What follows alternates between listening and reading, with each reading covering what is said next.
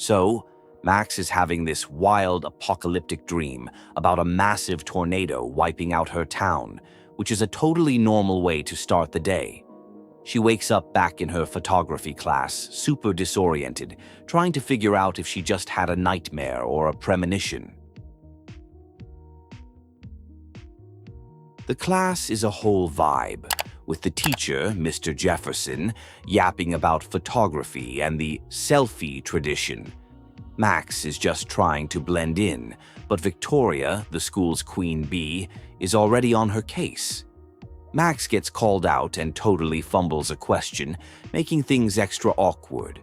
To escape the classroom drama, Max heads to the bathroom for a much-needed timeout. She sees a blue butterfly, which feels like a sign or something, and decides to snap a quick photo.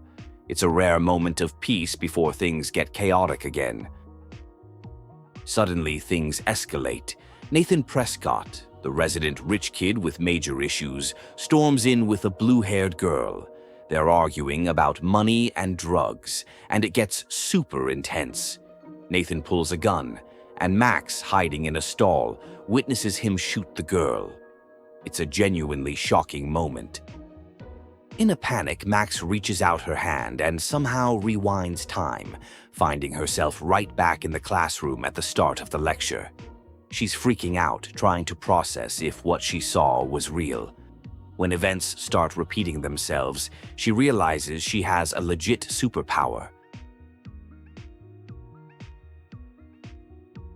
With this newfound power, Max knows she has to save the girl in the bathroom. She manages to pull the fire alarm just in time, creating a distraction that prevents the shooting. The girl escapes, and Max is left to deal with the school's security guard, David Madsen, who's not buying her story. Outside, the campus is buzzing with students. Max runs into her friend Hayden, who's all about the exclusive Vortex Club.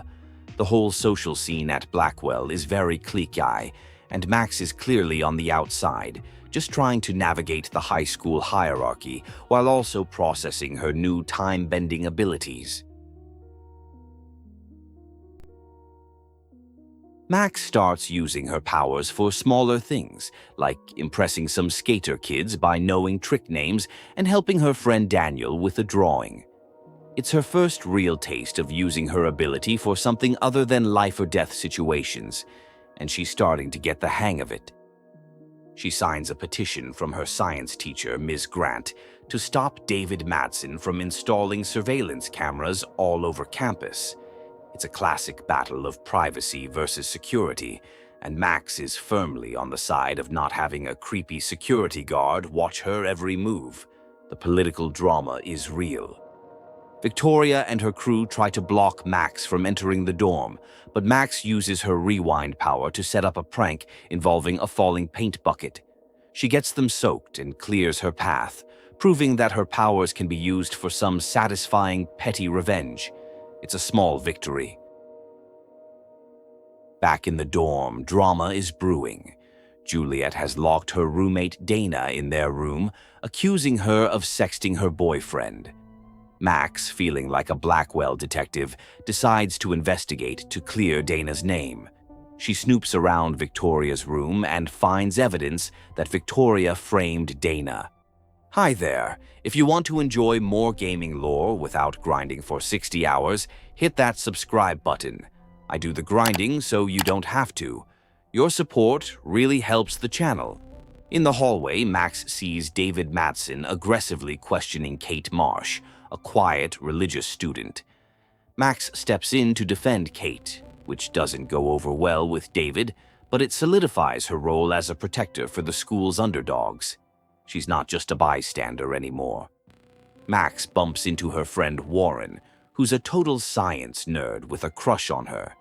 As they're talking, Nathan Prescott confronts Max, angry that she reported him to the principal.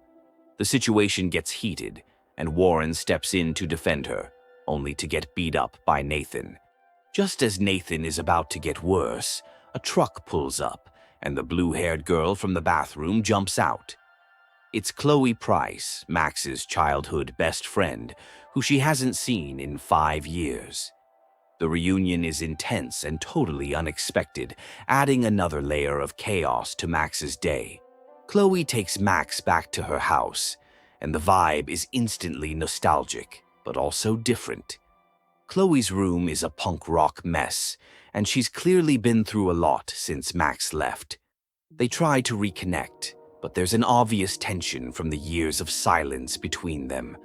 Chloe opens up about her friend Rachel Amber, who's been missing for 6 months. Rachel was Chloe's rock after her dad died and Max moved away. Chloe is convinced something bad happened to her, and she's desperate for answers. This introduces the central mystery of the story. Max discovers that Chloe's stepdad is David Madsen, the overbearing security guard from school. While searching for tools to fix her camera, she finds out David has a surveillance setup in the garage, monitoring the entire house. The creep factor is off the charts, and it's a major invasion of privacy. Chloe's stepdad, David, barges into her room, furious about the music and the smell of weed. Max takes the blame for the joint to protect Chloe, leading to a tense confrontation. David is controlling and aggressive, and it's clear why Chloe resents him so much. The family dynamic is super strained.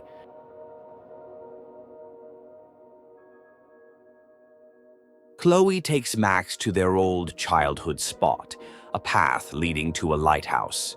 As they're chilling, Max has another vision of the massive tornado destroying the town. It's more vivid this time, and she realizes it's not just a dream, it's a future she might have to face. Max finally tells Chloe about her rewind power. At first, Chloe is skeptical, thinking Max is just being a geek. But when it starts snowing in the middle of a warm day, she starts to believe that something seriously strange is happening in Arcadia Bay, and Max is at the center of it. The next day, Max wakes up determined to understand her powers.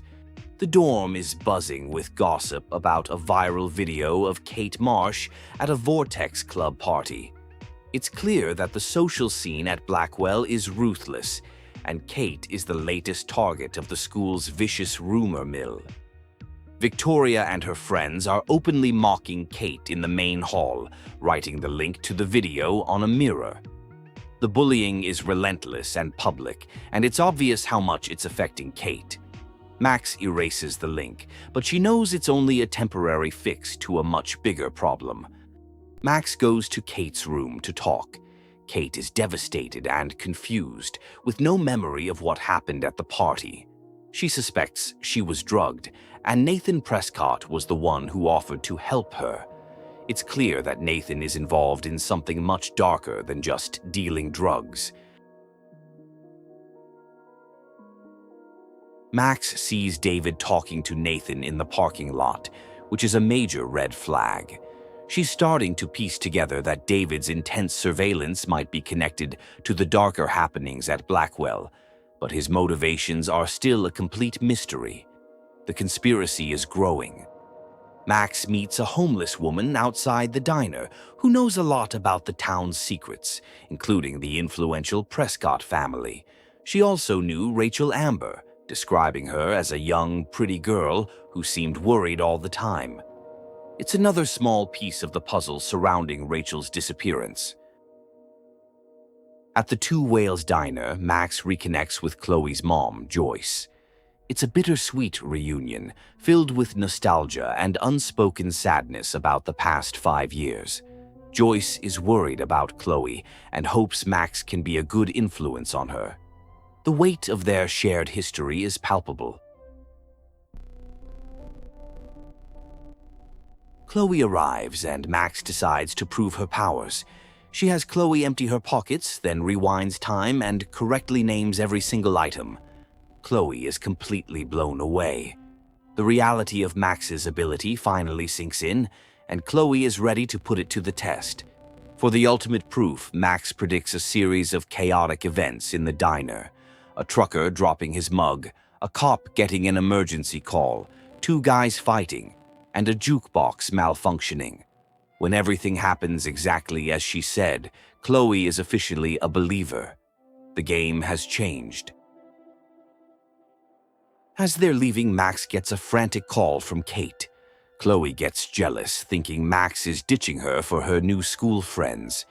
It highlights Chloe's insecurity and fear of being abandoned again, adding a layer of personal drama to their supernatural investigation. Chloe takes Max to her secret hideout, a junkyard she calls American Rust. It's a place filled with memories of her and Rachel. Chloe decides to test Max's powers with some target practice, using her stepdad's stolen gun. It's a reckless but fun way for them to bond. While searching for bottles to shoot, Max finds Chloe and Rachel's old fort.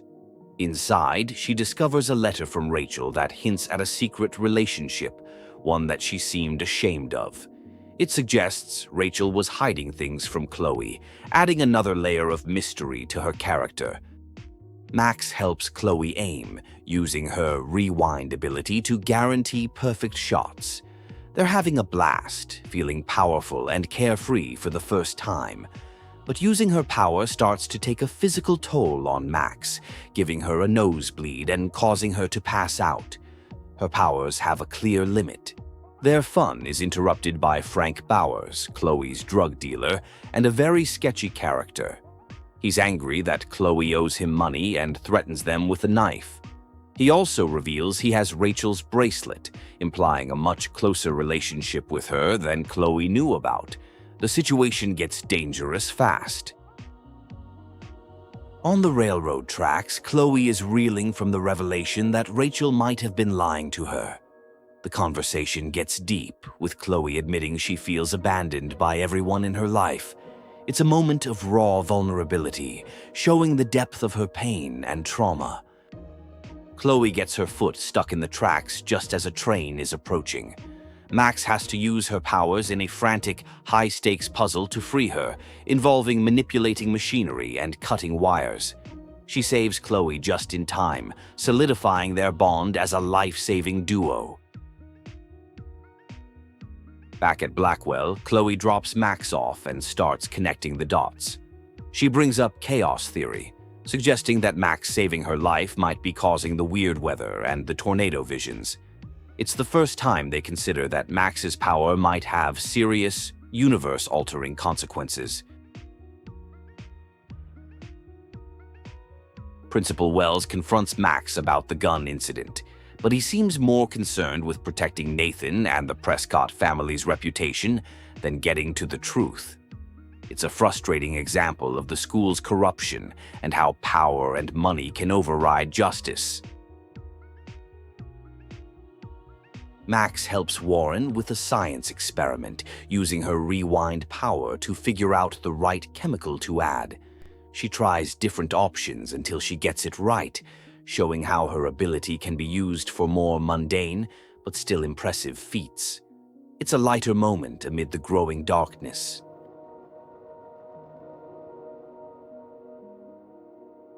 Max talks to Mr. Jefferson about her concerns for Kate, but he's dismissive, suggesting Kate might have brought the bullying on herself. His lack of empathy is unsettling, and it's a subtle hint that he's not the supportive teacher he pretends to be. He's hiding something. During class, chaos erupts as news spreads that someone is on the roof of the girls' dorm. Everyone rushes out to see Kate Marsh standing on the edge, ready to jump. It's a horrifying culmination of the week's bullying, and the situation is dire. Max's powers suddenly stop working, and time freezes, allowing her to run to the roof. She has to talk Kate down without her rewind safety net. It's a tense, emotional conversation where every dialogue choice matters. Max has to rely on her words alone to save her friend's life. After successfully saving Kate, Max is questioned by Principal Wells. The meeting is tense, with David Madsen, Mr. Jefferson, and Nathan Prescott all present. Max accuses Nathan of drugging Kate, leading to his suspension. It's a major victory, but the real villain is still hiding in plain sight. As Max and Warren are talking, a sudden solar eclipse darkens the sky. It's another bizarre, unnatural weather event, just like the snow. It's becoming increasingly clear that Max's manipulation of time is breaking the natural order of the world, with terrifying consequences. That night, Max and Chloe decide to break into Blackwell to continue their investigation. Armed with a set of master keys Chloe stole from her stepdad, they're ready to uncover the school's secrets. It's a risky move, but they're determined to find justice for Rachel and Kate. Victoria is leaving Mr. Jefferson's office, and their conversation is tense. She seems to be trying to blackmail him into choosing her for the Everyday Heroes photo contest. It's a glimpse into Victoria's own insecurities and the length she'll go to for validation and success.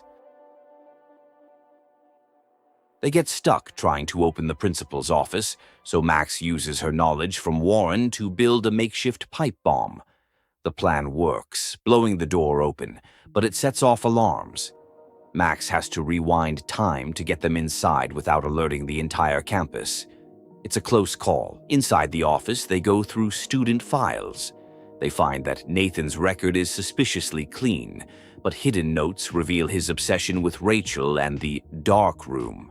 They also discover that David Madsen has been tracking Kate, Rachel, and Nathan, building his own secret investigation.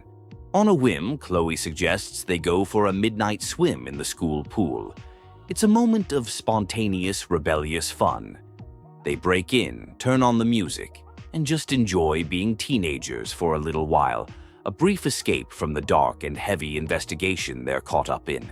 In the pool, they have a deep conversation about Max's powers and their connection. Max admits that her powers only seem to have manifested because of Chloe. They reaffirm their friendship, and it's clear that their bond is the core of this entire strange journey. They're in this together. Their swim is cut short when security shows up. They have to sneak out and escape, with Max now a Blackwell fugitive. She can't go back to her dorm, so she crashes at Chloe's place, solidifying their partnership in crime and adventure. The stakes are getting higher. The next morning, Max is wearing some of Rachel Amber's old clothes. Chloe dares Max to kiss her, and Max does. It's a surprising, playful moment that complicates their friendship in an interesting way. Chloe then texts Warren to tell him he doesn't stand a chance, adding a bit of romantic chaos to the mix. While Joyce is making breakfast, Max gets a chance to snoop in David's garage. She hacks into his computer and finds a trove of surveillance files. He's been tracking everyone, and there are disturbing photos of Kate at the party and pictures of Rachel with Frank. David's obsession runs deep. David comes home, and a massive argument breaks out. Max and Chloe confront him about his spying. Joyce, hearing about the secret surveillance and photos, finally has enough and kicks David out of the house. The family implodes, leaving Chloe both victorious and shaken. Now that they know Rachel was involved with Frank, they decide to investigate his RV. Max has to create a distraction at the diner, using her rewind power to learn secrets and manipulate conversations to get Frank's keys without him noticing. It's a complex social puzzle with high stakes. With Frank's keys secured, they head to his RV. They have to distract his aggressive dog to get inside, turning the investigation into a stealth mission. The tension is high as they prepare to break into the private space of a known drug dealer and potentially dangerous man. Inside the RV, they find proof of Rachel and Frank's relationship, intimate photos and love letters. Chloe is completely shattered. She feels betrayed by Rachel, who she thought was her angel. It's another person in her life who has let her down, and the pain is overwhelming.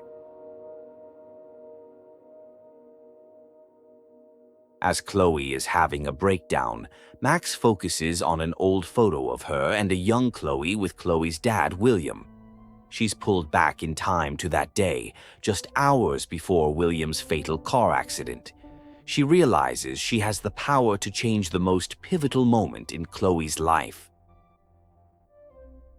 Max, in her younger body, manages to hide William's car keys, convincing him to take the bus instead of driving. She successfully saves his life, altering the past in a massive way. The world around her dissolves as she's pulled into a new, unknown timeline. Max wakes up in the new reality. She's a member of the Vortex Club, friends with Victoria, and Warren is dating someone else. It's a jarring, upside-down world. She gets a text from Chloe, who is excited to see her, and heads to her house, anxious to see how things have changed. In this timeline, William is alive, but Chloe is paralyzed from the neck down, the result of a car accident in a vehicle her dad gifted her. She's confined to a high-tech life support system in her room. Max saved her father, but at a terrible cost to Chloe. Chloe's life is one of constant pain and dependence. Her parents are buried in medical debt, and her spirit is broken. She and Max look through an old photo album, reminiscing about a life Chloe can no longer live. The new reality is a tragic, gilded cage. Chloe reveals her health is deteriorating, and she's in constant agony. She asks Max to help her end her life by giving her a morphine overdose. It's a devastating request that puts Max in an impossible moral position. She has to decide whether to honor her friend's wish or let her suffer. After much agonizing, Max realizes she can't go through with it. Chloe feels betrayed and tells her to leave. Heartbroken, Max sees the photo they were just looking at, the one of them on the day she saved William. She understands she has to use it to go back and undo her choice. Max travels back in time again, letting William find his keys and drive to his death. It's an agonizing decision, but she knows it's the only way to restore Chloe's life. She tearfully says goodbye to the friend she knows she's about to lose and returns to her original timeline. Back in the junkyard, no time has passed. Chloe is still grieving over Rachel's betrayal, unaware of the alternate reality Max just experienced. They now have all the clues they need: Nathan's phone, David's files, and Frank's client list. It's time to put the final pieces together. They analyze the evidence and pinpoint the location where Nathan was on the night of the party, an old barn on the outskirts of town owned by the Prescott family. They realize this must be the location of the dark room. They know they have to go there alone to find out what happened to Rachel. They arrive at the eerie, isolated barn. After finding a way inside, they discover a hidden hatch leading to an underground bunker. It's a brand new, high-tech installation, completely out of place in the old structure. They know they're about to step into the heart of the mystery. Inside the bunker, they find a pristine, terrifying photo studio. There are binders filled with pictures of drugged and bound girls, including Kate Marsh. Then they find a binder with Rachel Amber's name on it. Inside are photos of her, dead, buried in the junkyard. Their worst fears are confirmed. They race back to the junkyard, to the spot from the photos, and start digging. They unearth Rachel's body. Chloe completely breaks down, her grief and rage consuming her. The mystery is solved, but the truth is more horrific than they could have imagined. They now know they're dealing with a killer. As they head to the Vortex Club party to confront Nathan, the sky grows dark and two moons appear. It's another sign that the universe is fracturing. At the party, Warren is waiting, ready to be Max's date, but the celebratory mood is completely at odds with the grim reality they've just uncovered. Max searches the party for Nathan, talking to various students. No one has seen him, and the partygoers are mostly oblivious to the darkness lurking beneath Blackwell's surface. The contrast between the loud music and Max's silent, determined mission is stark. She's on a completely different wavelength. Max tries to warn Victoria that she's in danger from Nathan, but their conversation is fraught with old rivalries. Victoria is skeptical, but also a little scared. It's a moment of unexpected connection, as Max tries to protect the person who has been her primary antagonist all week. As the winner of the photo contest is announced, it's Victoria, Max and Chloe get a text from Nathan's phone saying he's at the junkyard and that the evidence will be gone soon. They realize he's there to move Rachel's body, and they rush to stop him, with Chloe armed and ready for revenge. At the junkyard, they're ambushed. Max is drugged from behind and blacks out. She wakes up tied to a chair in the dark room. The person who emerges is not Nathan, but Mr. Jefferson. He was the mastermind all along, using Nathan to procure victims for his twisted photography projects. Jefferson reveals everything. He killed Nathan to cover his tracks and then shot Chloe when she and Max arrived. He's a depraved artist obsessed with capturing innocence turning to corruption. Max is his next subject, and he plans to kill her after his photo session is complete. Max manages to use her photo-jumping power to go back to the moment she took her contest entry photo at the beginning of the week. She's back in the classroom before everything went wrong. She has a chance to rewrite the entire week, armed with the knowledge of Jefferson's guilt. In this new version of the week, Max warns David Madsen about Jefferson and Nathan's dark room. She enters her photo in the contest, talks to Kate with a new sense of purpose, and confronts Victoria, trying to change things for the better. She's proactively trying to create a better outcome. Max wakes up on a plane to San Francisco. She won the photo contest, Jefferson has been arrested, and Chloe is alive and well. It seems like she created the perfect timeline.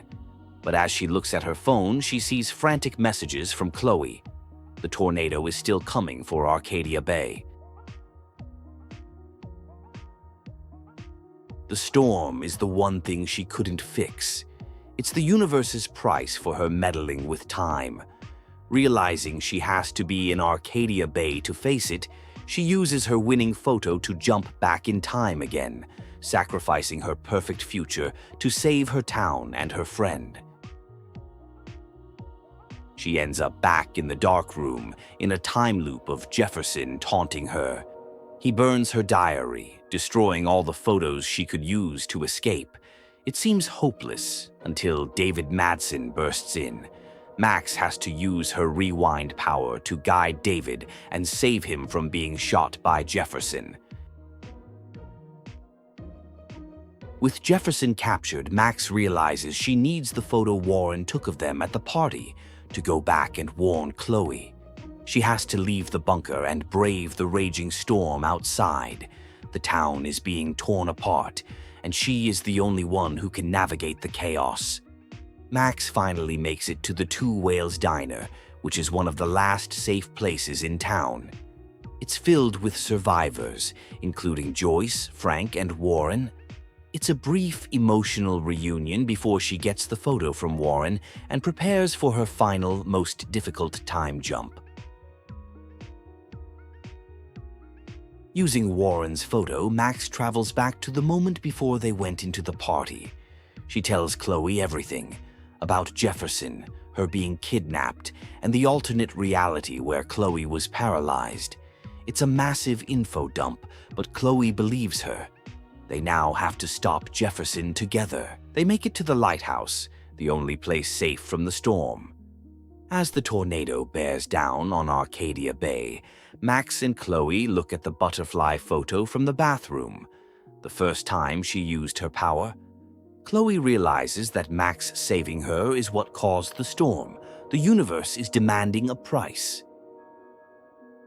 Max is thrown into a surreal, terrifying nightmare sequence. She's trapped in a loop of her own memories, distorted and twisted into a horror show. She's confronted by twisted versions of her friends and enemies, forcing her to reckon with the consequences of all her choices throughout the week. The nightmare culminates in a conversation with a darker version of herself, who accuses her of being selfish and only using her powers for Chloe. Max has to defend her choices and her love for her best friend, fighting through her own guilt and self-doubt to find her way back to reality. Max wakes up from the nightmare, back with Chloe at the lighthouse. Chloe gives her the butterfly photo and presents her with an impossible choice. Go back to that moment in the bathroom and let Chloe die to save Arcadia Bay, or sacrifice the town and everyone in it to be with her. After an emotional goodbye, Max makes her decision. She chooses to sacrifice Chloe. She travels back in time, hiding in the bathroom stall as she hears the gunshot that kills her best friend. She has saved the town, but at the cost of the person she spent the whole week trying to protect. The final scene shows Chloe's funeral. The town is safe and all the people Max saved are there. Max looks on, heartbroken but resolute. She made the ultimate sacrifice, honoring Chloe's wish and accepting the tragic destiny that her powers had been trying to correct all along. Gaming lore is long and confusing, but I break it down every week. Subscribe so you never miss a plot twist or hidden detail. Thanks for watching.